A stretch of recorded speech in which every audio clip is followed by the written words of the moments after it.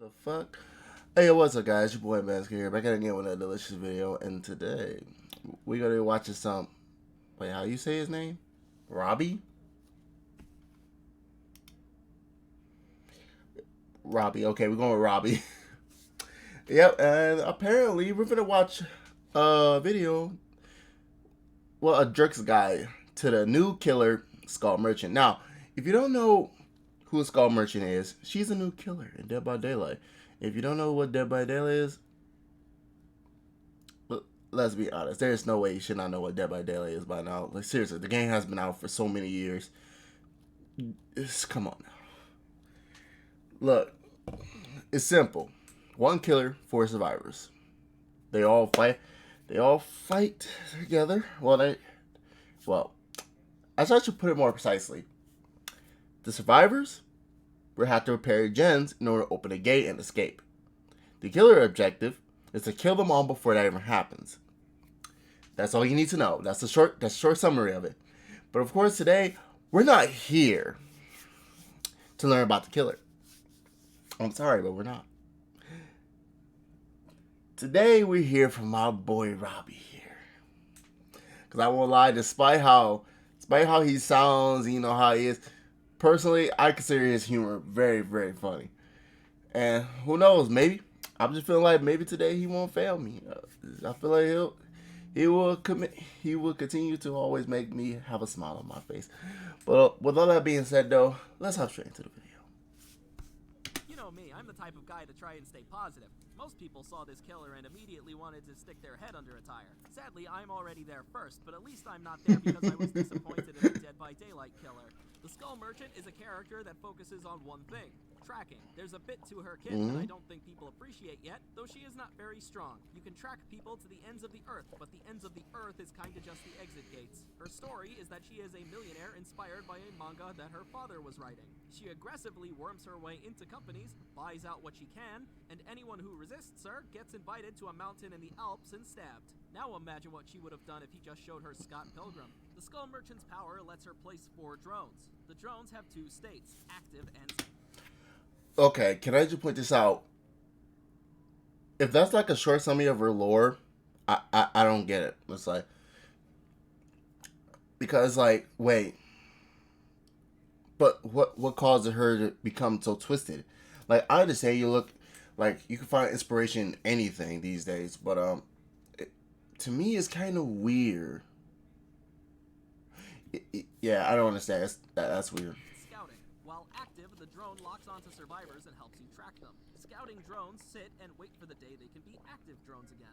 The longer survivors stay inside the active drone's field, the more lock-on they accumulate, revealing their location on a radar. And how are these tools of torment any more than this tool or this tool? The lock-on feature eventually exposes survivors once it's full. However, this comes at the price of doing jack all if they're injured. The meter decays when they're outside the drone's radius, which means the survivors have control over whether they accumulate lock-on. You deploy the drone fairly quickly, so it's not the biggest deal. However, there is an obnoxious distance to where you can place them. Not only is it a little bit farther than I'd like it to, if any survivor gets hooked near a drone that was just chilling there, it goes up to the Great Micro Center in the sky. Not to become a full critic, but I think Dead by Daylight has come too far to base a power around the exposed status effect. They've used it for other killers in more interesting ways. The ground is treaded, doubly so when so many people are waiting to get run over. After a brief amount of time in active mode, the drones go back to scouting mode. In this state, they broadcast 2 large tripwires that rotate in a circle. If the wires are tripped, the drone turns back on. If a survivor sneaks up, there's a hacking minigame that disables it altogether. Then they get stuck with a Best Buy security bracelet. If you hold the secondary power button, you can use your radar to check where these are on the map. This shows everyone with one of these Best Buy security bracelets, as well as anyone inside a drone's active radius. Okay, that don't seem so bad. Accurate and will show you exactly where the survivor is. It even accounts for things like whether they're below or above you. Survivors will need to tolerate this tracker for a set amount of time, and once the Duracell inside goes out, perform the exact same minigame to remove the bracelet. Also, I know the survivors found a magic manual with guides to repair a generator, and we accepted that. Hacking a drone only reminds me that we have let them get too far away with this shit. Survivors aren't supposed to be smart. Grab the drone and slam it on the ground. What are you doing? Trying to see if it runs Doom? Skull Merchant also... No, that actually makes a point. How the fuck do everyone know how to hack a drone? stealth aspect to her. If you stand in the drone's radius for 2 seconds, you'll become undetectable, which lingers briefly afterwards. So you can pass through the drone, grab the stealth, and try to get an ambush while you can. On the bright side, your power If you can make it last longer. If she has add-ons for it, that will be a little bit nice. Well, it kind of make her OP, but as long as it's not too strong. Recalling the drones is free, and so is deploying them, but you get a brief cooldown on reactivating them. Positioning these drones is going to be the key to playing her. You only have 4, and as the survivors do generators, you're going to need to recall. So she's strategic. Then reset them. Deploying them in the moment will be helpful, but what you really want is someone running towards a place that a drone already is. These would be hotspots like the shack, or places you know survivors want to loot. The drone also does not care about height, which can give you some really good spots depending on your map knowledge. Also, I know we're all trying to treat this killer's release like it's a fucking funeral, but I do want to say that this killer leaves a pretty impressive visual mark on the map, as the lights flare up from around the walls, giving this feeling that the killer is almost everywhere. One of the tricks in her kit is how her drones work with chases. Positive? If a survivor is standing within a drone's radius, they become visible on your radar. Combine that Bro, hold up. The walk. Hold on. If a survivor is standing within a drone's radius, they become visible on your radar. Combine that with your undetectable status effect from the drone, and you Sassy. best mind game potential. Sorry, I just wanna make this clear. Hold on. I just wanna make this clear. I know y'all probably heard my PC, because my PC probably loud as hell. I just wanna say this right now. Sassy. You know exactly where the survivor is while they can't see your stain. There's almost no slowdown to using the radar. The survivor does have to not care about being locked onto, but I think that's sort of what they're going for. If I were to guess, her kit isn't supposed to be so intimidating that the survivors simply leave it, and it can be deployed quickly if they do leave. I should say that this is a hard guess, as the tips and tutorials behavior gives us might as well be fortune cookies at this point. She has a bit of slowdown placing these on top of generators, but getting downs is going to require a lot of creative strides with the outskirts of her power. Though if you will allow me one eulogy, I am not a character designer. However, I have one question. Why this weapon? Why not a knife? I get the fuck you, it's cool argument, but she deploys drones with her non-dominant hand that is already holding a radar. Why would you invent a giant blade that goes all the way down your arm when a knife is just fine? You could have justified it. I'm looking at Okay. Robbie, I don't know if you're gonna see this and you're probably gonna say some slick shit. But let's be honest. If she had a knife or a melee weapon, I'm pretty sure you will start to look at her and be like,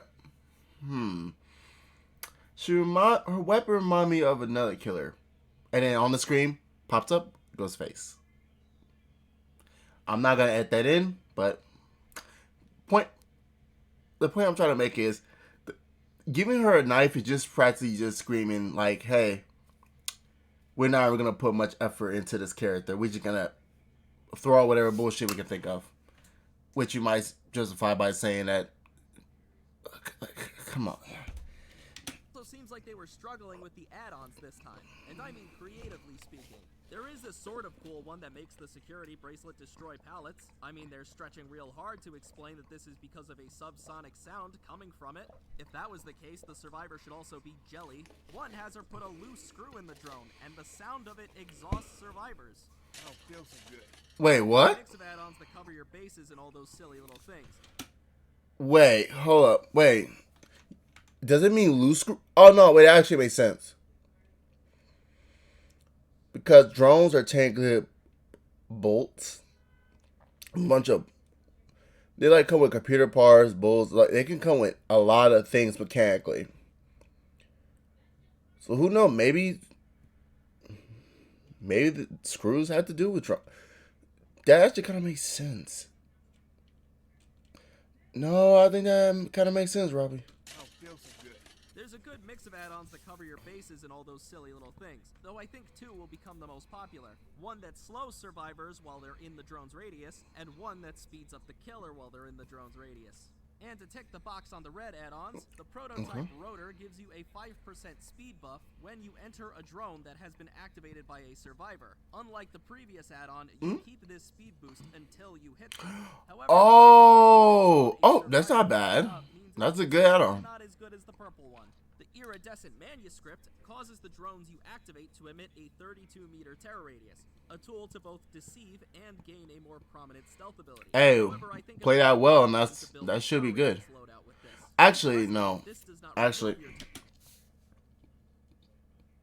my theory is that using something like that will work on like every single one of the survivors one time, and then eventually they'll catch on and be like, hold on, let me just try to play it safe and see, is it actually the killer or is it a drone? Unless most people just say fuck it and they're not gonna take a chance, so they're gonna run away immediately. So it actually makes 2 of them, allowing you to try funny stuff like Starstruck or Colorophobia if you want to be my little rebel. Normally I have a section where I look at some of the killer perks that I think would work well with this killer, but saying deadlock once, then picking 3 random hexes out of a hat doesn't sound nearly as interesting as talking about the lore for a minute.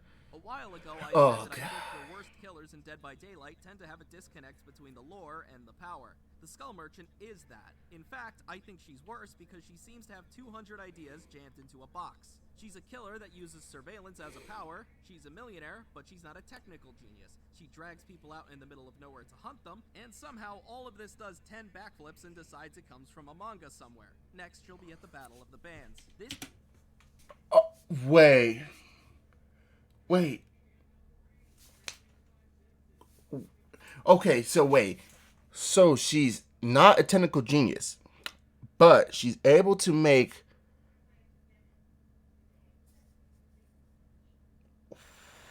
Wait.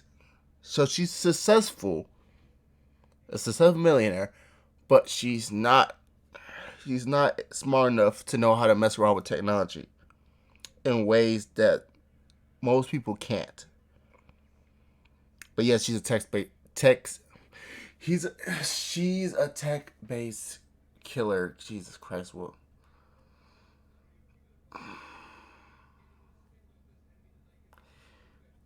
And then you also have it where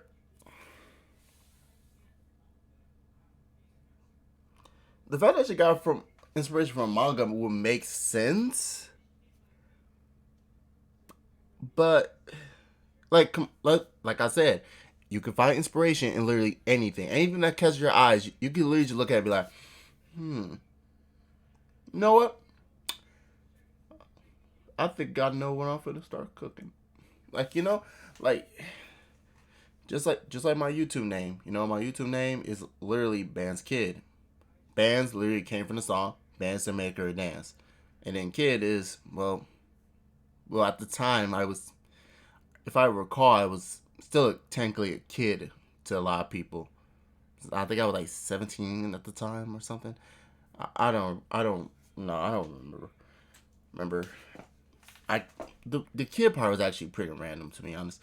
But okay, I'm just gonna say this right now. This is the lore on this killer. I gotta re-up on the lore of this killer.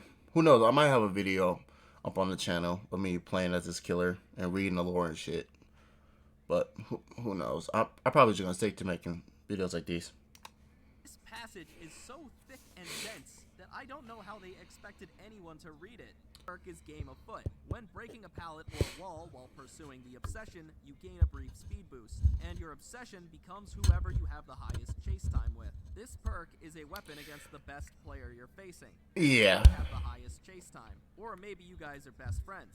And nothing is friendlier than pestering the guy already affected by Rancor. In the words of Elmer Fudd, all men compete for the prize of loneliness. 5% isn't a massive amount, though in a situation where the other person is holding the same key as you, who wouldn't want their key to have more power? Thwack is the perk that just shows up to school with a dog tail because it's just so damn quirky. Really, it's simple. After you hook a survivor, the perk activates. The next time you break a pallet or wall, all survivors within a 32-meter radius of you scream and reveal their aura. I think this is a good perk for stealthier killers as it's not dependent on the terror radius. True. Skull Merchant herself, I think she already has so many tools to detect survivors that this probably isn't the one you need. And lastly, we have Leverage. This perk also triggers when you put a loser on a hook. Any healing done for the next 30 seconds is done slower, and this effect increases with every subsequent hook. This perk is tricky as to get value from it, you need to have survivors... Wait, isn't there a perk that's like that that though? It's like Blood Echo in a way. If all of the survivors are healed, Okay. they aren't going to get value. That said, 50% slowed healing is not a joke. That's Colrophobia for 30 seconds. To reach the maximum potential of this perk, someone already has to be dead, so it's not too much to expect, but I think it's going to have its uses. Skull Merchant's perks aren't the flashiest, though I could see them working out for people, but it's not anything I'm really going to get grabbed by. Personally, I think it's time Dead by Daylight added a new status effect or two, allowing them to open up the perk design. It's been a real long time since I saw perks that truly got me excited, like Rancor, Dark Devotion, or Haunted Grounds. Something that feels like it's there to add to the narrative of the match. A perk I feel genuinely excited to use. Just a free idea. Maybe repurpose one of Nemesis's zombies into a perk. No callback required. It'd Nope. just be neat. Nope. As it stands, we get a ton No. of perks that have minor effects but a pretty low excitement factor. You know what though? I said what I said. I'm trying to be positive here. It's been a hot minute since we got a true to form trap setting killer. I like a character that sets up zones where she has the advantage. Probably not going to be strong, but I think you guys forget how aggressive the competition for the worst killer in the game is. Skull Merchant isn't the end of the world. It's a killer that will be tougher to play and probably useless at the higher ranks. But if someone can write a 100-page clown guide, if someone sits and tries, I imagine they will find a way forward for her. We will go through a lot of things between this chapter and the next. There is a not unlikely chance that some of us will be dead by then. So if you want your friends to check your Twitter account and find that the last thought you put into the world was being mad at the Skull Merchant, I don't know what to tell you. If you want hardcore looping gameplay, type in "almost every time I ran away from the cops" into your search bar. Go outside, breathe some real air, try that funny powder you were curious about. If not, I guess 3 months in traffic can't be that bad, right? Okay, that video wasn't so bad. Plus, at least I got to learn some new things about the killer. Which, shit. I'm trying to be positive too here. I'm trying to be positive.